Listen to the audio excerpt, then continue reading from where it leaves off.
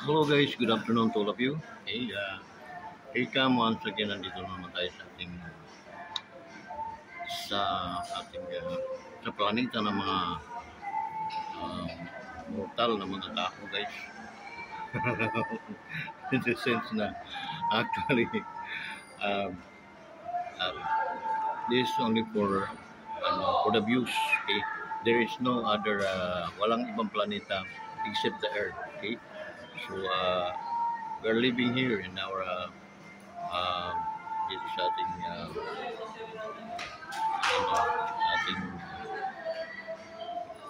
nag-iisang mundo, no? So lahat ng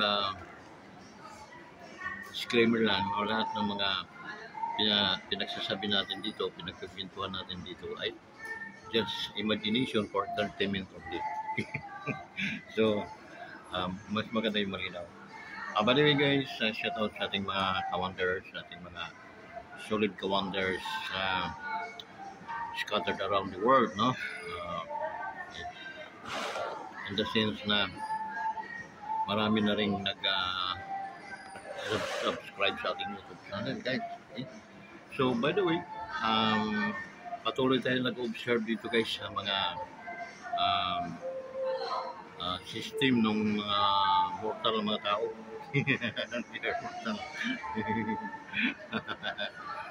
So by the way guys, shout out sa ating mga solid na mga kawanders. Maraming salamat po, no, sa inyong suporta, sa inyong pagtangkilik sa ating YouTube channel. Maraming salamat po sa inyong lahat. Okay, magbabalik din ako ng utang na loob once na tayo ay start ng kumita dito sa ating YouTube channel. Maraming salamat po sa mga bagong nag-subscribe, bagong nagtiwala sa ating YouTube channel. Maraming salamat sa inyong lahat. And then sa mga kapatirang guardians, maraming salamat po. Scattered around the world dito, mga kapatirang guardians. Mabuhay ng guardians, no? Sa mga nakakataas sa atin, by the way, I'm founder Joshua Velarde sa GPII, no? Santa Cruz chapter. Actually, na-dissolve na itong GPII, but we as a guardians, we continue abiding for the guardians family, no? Being a guardian, we would like to encourage all guardians to stand firm, no? And then paggamit kayo sa tama at maging katuwang kayo sa peace and order ng ating bansa, okay? Maging katuwang kayo sa mga kapulisan natin, okay? Kasi pag tag kayo sa kanila, no? Kailangan natutulungan natin para i-maintain ang kanilang kumpanya para sa kapayapaan ng ating bansa. Okay? So sa ating mga OFWs mga guys, shout out din sa inyo, no? Mga OFWs natin dyan sa Hong Kong. Ako, sila Ma'am Marisa, si Ma'am Marisa, sila Ma'am Alma, sila Ma'am Mirna, shout out sa inyo ma'am, no? And Sir Ronald, and then Sir June, okay? Shout out sa inyo lahat dyan sa Hong Kong, no? And then dyan naman sa Dubai, shout out din sa mga kawanders natin sa Dubai, no? Kahit hindi pa kayo mga nag-subscribe sa ating YouTube channel, we encourage you to subscribe para makadagdag din kayo sa support sa ating YouTube channel. Okay? Diyan sa Bahrain, no? Maraming mga Pilipino, mga OFW diyan sa Bahrain, no? May mga Bahraini tayong mga Pilipina na nakapangasawa ng mga taga-Bahrain yan. Shout out sa inyo po lahat. Mabuhay po kayo. And then ingat po kayo palagi guys. Okay? Sana pagpapala ng Diyos palagi na sa inyo. Okay? Sa mga kaibigan natin dyan sa Bahrain, no? Shout out.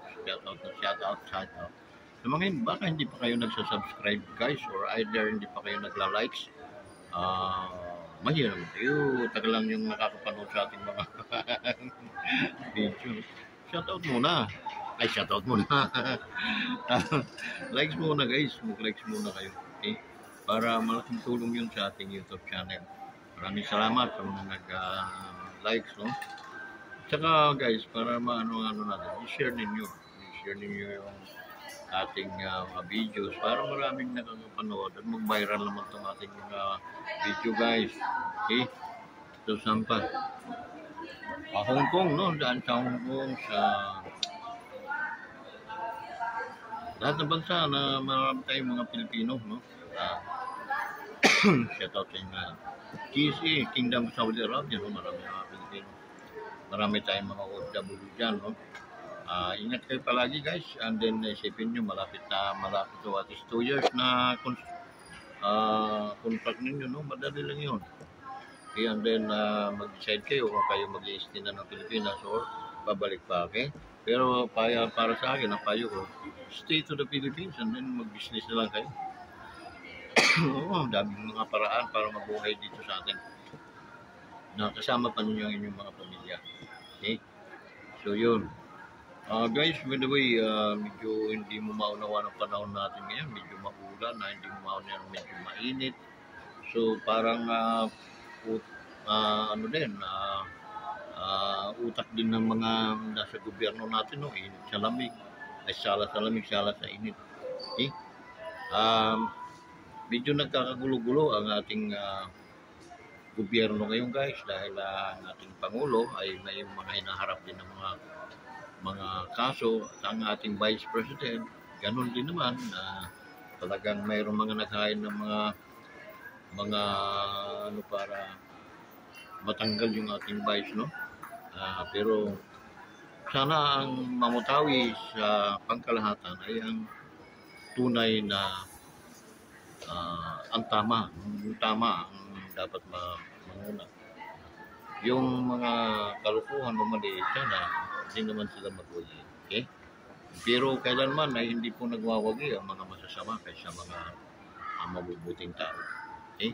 Kaya history, no? Sa history, biblical, Biblia man pag-uusapan natin, walang panama po yung mga masasamang tao sa mga matutuwid na tao. Kaya kayong mga nasa situation ngayon na mga masasama ang inyong mga pinaggagawa, hindi po kayong magwawagi. Tandaan po ninyo palagi yan. No? Ang nagwawagi ay yung mga matitinong mga tao. Wala pa sa kasaysayan na magwagi yung mga masasamang tao. Silang mamayagpag. Mamayagpag man kayo, parang bulaklak lang yun. No? Na mamaya-maya makikita nyo na mukadkad sa ganda pero kinabukasan lantana. Ganun guys. Kayo ay nasa kasamaan ngayon, bukas tingnan nyo, nasa ibaba naman kayo. Okay? Kayo na yung binabato, kayo na inaapak-apakan. So yun, kung pa sa inyo, maging matuwid na kayo. Okay? So, although talagang gulong ngayon, no? Ang politika dito sa Pilipinas, napakadami. That's one thing na tayo pinagtatawanan ng ibang bansa dahil parang nga tayo mga napakatanga nga po talaga natin. Okay? Kasi tayo, kantiin lang tayo ng 5 kilong bigas, 2,000 piso, wala na. Sinusugal, binibinta mo na yung inyong buto, yung inyong pagtitiwala sa mga taong hindi naman katiwala, ay wala na. Tayo na. Pero magsasuffer ang Pilipinas dahil sisip-sipin po yung mga tinatawag na mga salapi ng galing sa buwis ninyo ay sisip-sipin po na parang mga linta. And after that, pagtatawanan lang tayo. Kayong mga mahirap, pagtatawanan kayo ng mga taong nagnakaw sa inyong mga lakas. Okay? So, ganun. Patawad noon na ako'y nakakapag-balagkas ng mahirap. Dahil totoo naman yun. Totoo, maraming mahihirap na Pilipino. Okay?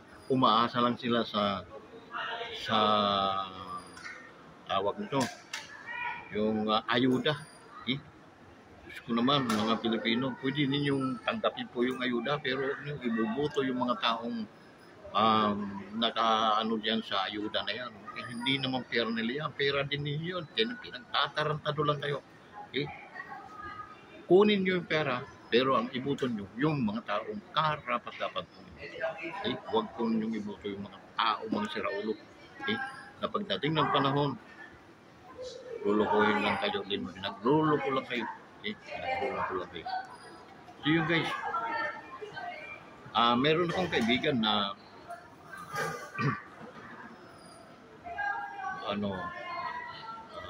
aspiral siya bilang isang kandidato siya bilang konsehal ng bayan ng Pagsanhan. No? In my own opinion, nakita ko, kasi may mga positive at negative unang-una, yung negatibong aspeto. Kasi ito siya ay isang PWD, no? Medyo kasapi siya sa PWD. Actually, guys, para sa akin, ang positibong aspeto ko naman, yung, kumbaga, kahit hindi ka na magserbisyo, hindi ka naman mangarap pang maging isang konsehal ng bayan, mabubuhay ka na eh. Mabubuhay na siya eh. Sapat na yung kanyang kinikita bilang isang retirado na ibuhay hanggang siya buhay. Ang pamilya niya, may mga kanya-kanya na naman mga So, very stable, no? Ito, inaano ko lang, no? Ina-analyze ko lang. So, sa madaling salita, kahit hindi na po ito magpakahirap pa. Ngunit, yung udyok ng kanyang tawag no, yung conscience na kawawa naman ito, lalo na ang mga may kapansanan. Pag halimbawa ay hindi ko pinaglaban, paano sila? Magiging malayo sila sa grasya ng lipunan natin. Dahil unang-una, iba ang pagtrato ng mga tao dun sa may mga kapansanan. Kaya, instead na mamahinga, pinilit niyang sundin yung udyok ng kanyang konsensya ang tumakbo at magserbisyo bilang isang konsehal ng barangay ng bayan ng Pagsanhan. Ang pangalan niya ay si Nick Trinidad.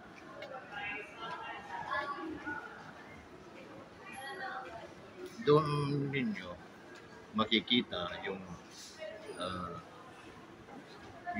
isang pangahas lang o isang tawag ng pangangailangan para mas paglingkuran yung mamamayan ng Pagsanhan. Dahil in behalf doon sa kanyang kapansanan, his heart and mind, they're so much eager to become a servant of this municipal. Okay? So, ganon kasimple yung positibong aspeto, guys, sa taong ito. Okay? So, nawa ay huwag niyong kalilimutan yung isang tao, no, na handang magsakripisyo, donate ng kanyang lakas at kaalaman para sa mamamayan ng Pagsanhan. Lalo na sa mga PWD. Okay? PWD natin is about 10%. Okay? Sa isang ating in the whole, no? Makakaano tayo ng mga 10 to 15% na mga PWD. Okay? So, yun sila ang sulit na uh, back up dito sa tao ito. Okay. Uh, sa ating Nick, no? Trinidad. Inky, Inky siya. For the short, Inky. I think he's number 3, no, in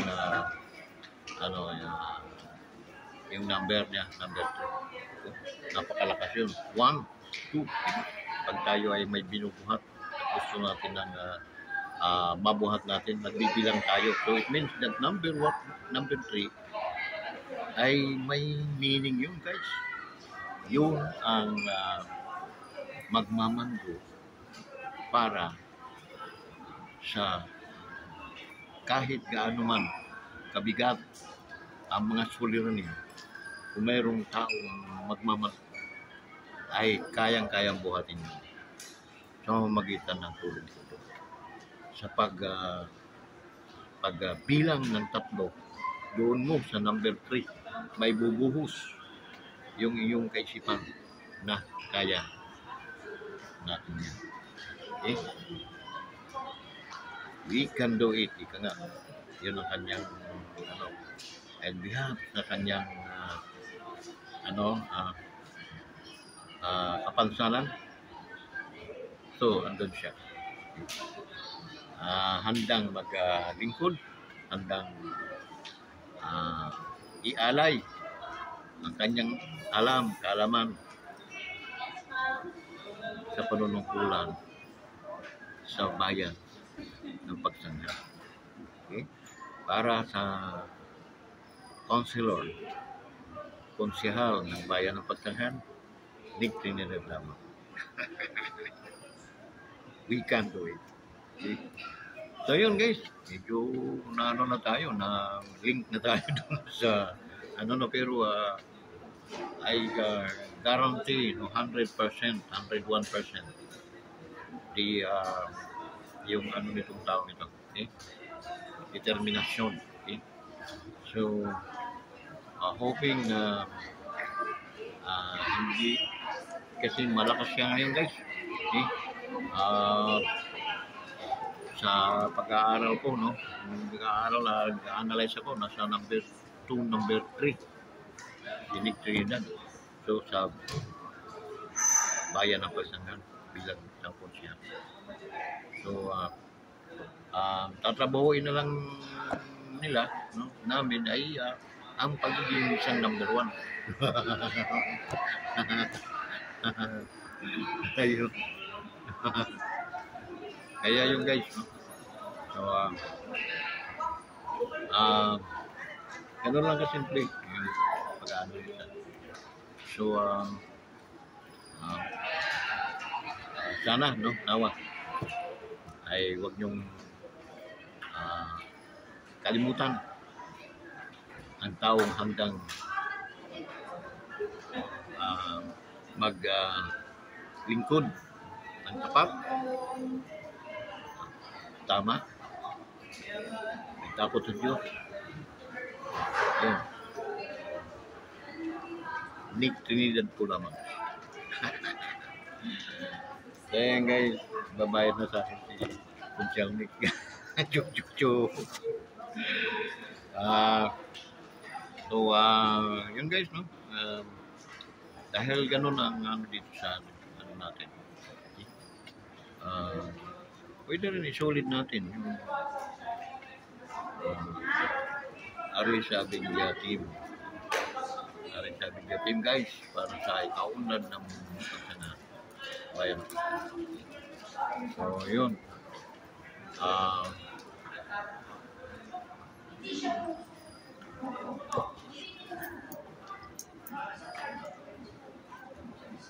Somewhere.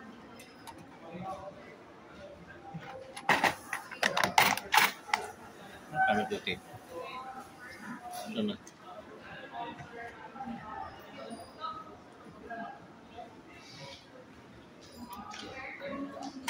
Ang pulang. Ano guys, release na po lang.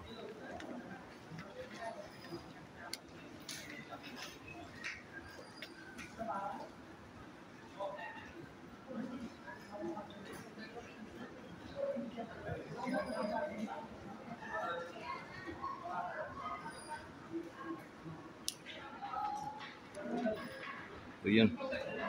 Um, Maraming mga pagkakataon na minsan guys, ah, nagtataka ako, lalo na ako yung ka-wonders. Dahil ang ganda naman din ng layunin natin kung bakit tayo pumasok dito sa pag-vlog bilang isang content creator. Hindi rin ako naging handa dahil nung ako'y rinigaluhan ng cellphone ito, Pogo na cellphone, Pogo ba yun? Pogo? Ah, di ko alam. Tapos, ito lang siyang ginamit kong ano, ah, pang pagbibideo, no? Iyon lang ginamit ko. Then, natatakot ako, how come kung dating panahon na mapuno na ito, no? Kasi hindi pa ako na-monetize. Hindi sayang yung effort ko for a matter of 2 years na vlogging, no? Actually, guys, let me explain. Hayaan nyo akong magpaliwanag kung bakit ako nagpapakakapal ng mukha para maging isang content creator. Because naiisip ko na sana nakikita ko kasi noon na daming mga vloggers na nakakatulong din sila. Sabi ko, ako may puso din naman ako para tumulong. I try to join them. Gusto kong sumabay sa alon para maging isa akong content creator. Okay? So, sabi ko, paano kaya to? So, nangungupya lang ako ng mga content. Yung content ko, original to, content ko ito. Sometimes, kukontent ako ng mga kabundukan, mga kailugan, so, nature, no? Nagkukontent ako ng mga wonders, nagkukontent din ako ng moto vlog, moto cruise, o moto rides, and then, nagkukontent ako ng mga reaction doon sa mga kawani ng gobyerno, lalo na sila pag nagkakamali. Okay? Lalo na yung ating mga kapulisan. No? Nagkakamali sila, nagre-react ako.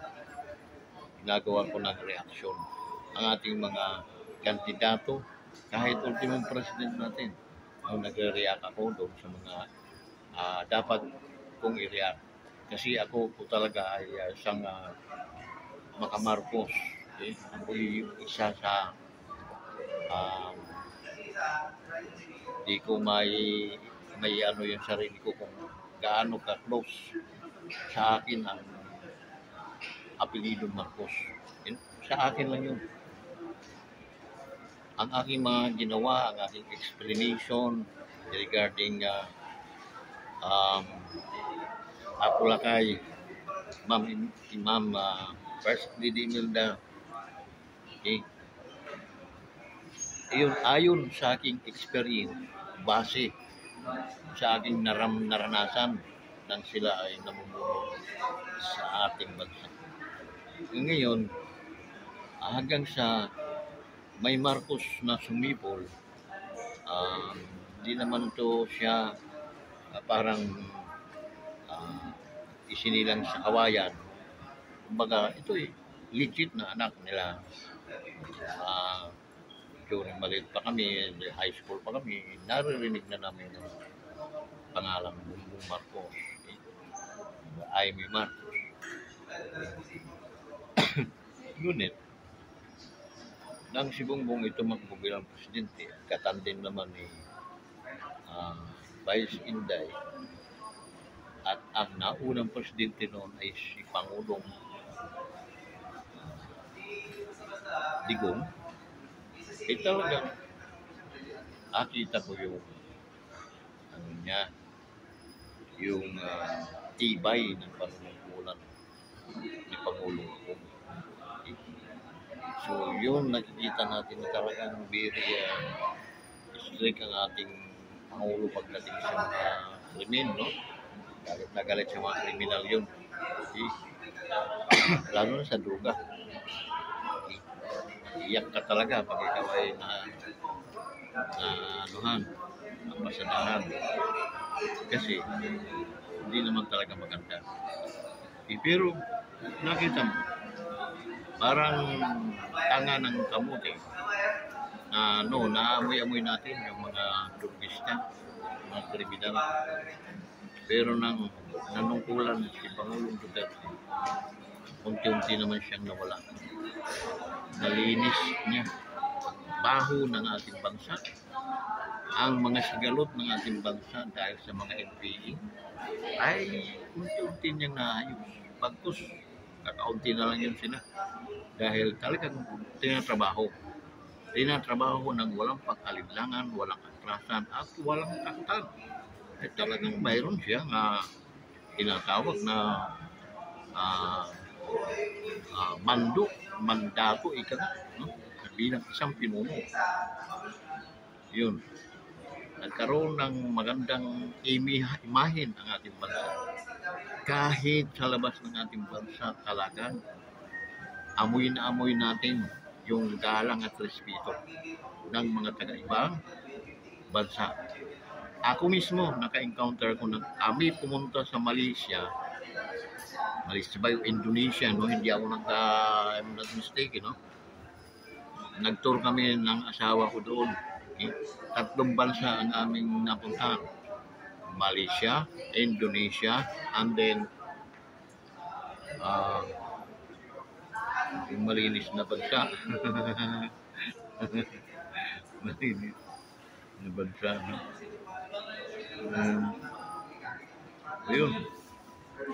Yun ang aming napuntahan. So, doon po naranasan na kami nasa kanilang DFA.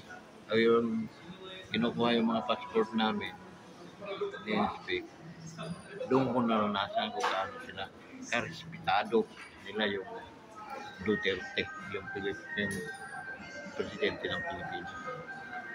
Okay? Nadama ko doon yung kanilang paggalang, ang kanilang paghanga, at ang kanilang respeto. Bagkus anong nangyari ngayon? Tayo ay nakakahiya sa buong aspeto ng Asyano. Bakit? Pinagtatawanan nila tayo. Dahil instead na tayo ay umaangat, paurong ang takbo natin. Dahil sa mga tarantadong mga politikong yan. Okay? Mga mandurugas at magnanakaw ng mga politiko na ay luklok sa ating gobyerno. Okay? Ang mga NPA, magsampahan na sa Malacanang, sa ating bayan, sa bansa.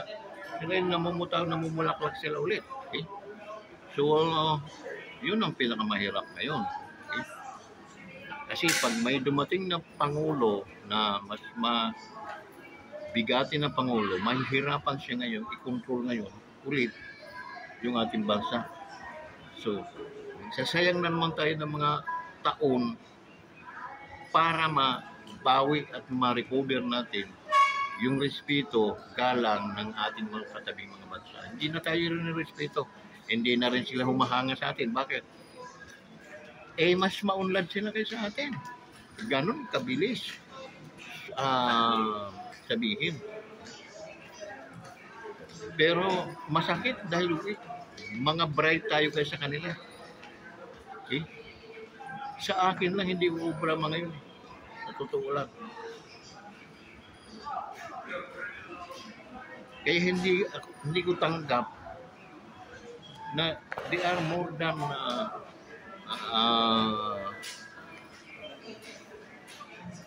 tawag nun, mas sumisikat sila kaysa mga Pilipino.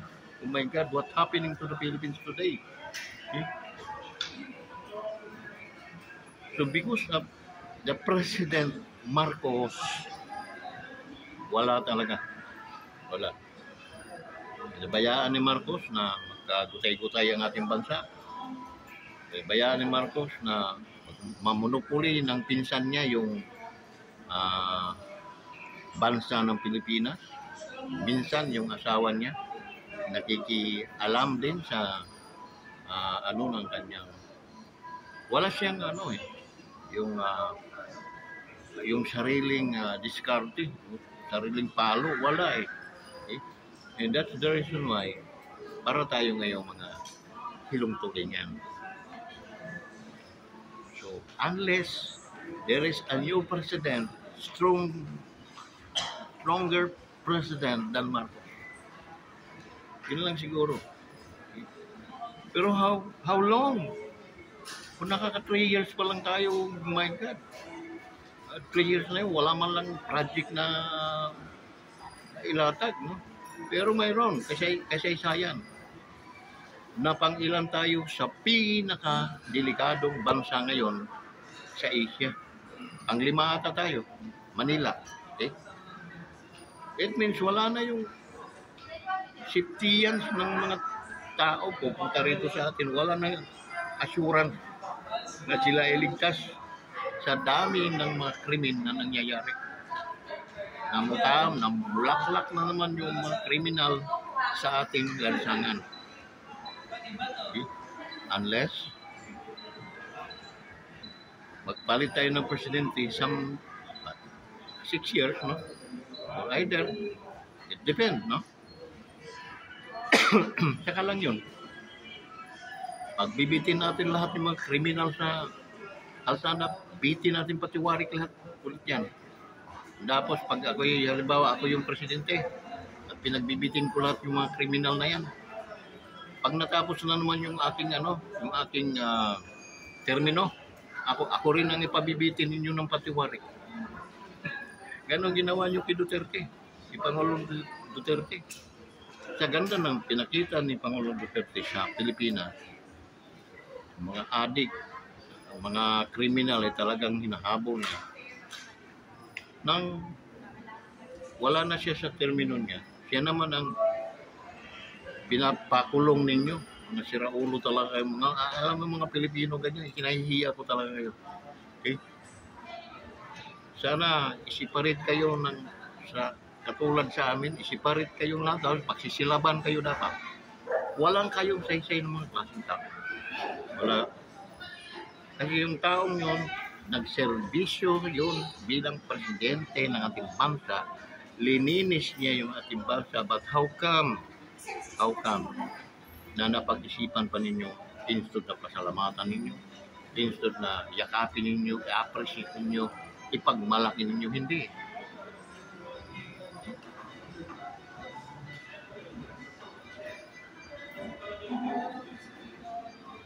Antayin nyo ako maging presidente. Mas malupit ako kay Duterte. Ito lang. Kaya wag nyo akong ibubutong presidente. Hindi yung in-express ko lang. Okay? So hanggang dito na lang guys. Sana wag naman yung baliwalain. Pakiusap ko sa inyo, mag-subscribe kayo, then i-likes ninyo yung mga video. Nauumay na rin ako sa kahingi sa inyo ng pabor. I'm always asking you a favor sa inyo mga subscriber. Please like and share my video. This is the only way na kikita din ang inyong kawanderers.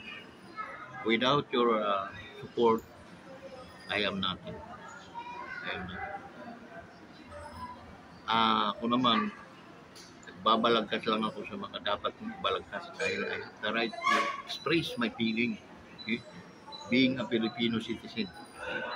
But I am a abiding Filipino citizen. So kung nakapag ano man ako ng mga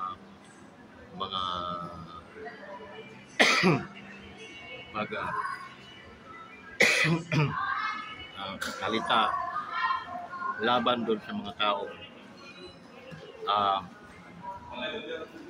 inaanuhan natin ay talagang unawain niyo ako. Okay? Dahil Yun ay aking opinion lang. At yun ang mga reaksyon ko dun sa mga nangyayari. Okay? So hanggang dito na lang guys. Shout out sa inyo lahat. Ingat kayo. Kayo magpapalan, magdala kayo ng payong. Dahil itong buwan ng December talaga siguro may maulan. Mahal magkasakit, mahal ang mga gamot. Kawawa ang Pilipino. Hanggang dito na lang. Maraming salamat sa inyo lahat. Wonders, please subscribe and like to our YouTube channel, Wonders Motovlog TV. We love you guys. Bye-bye.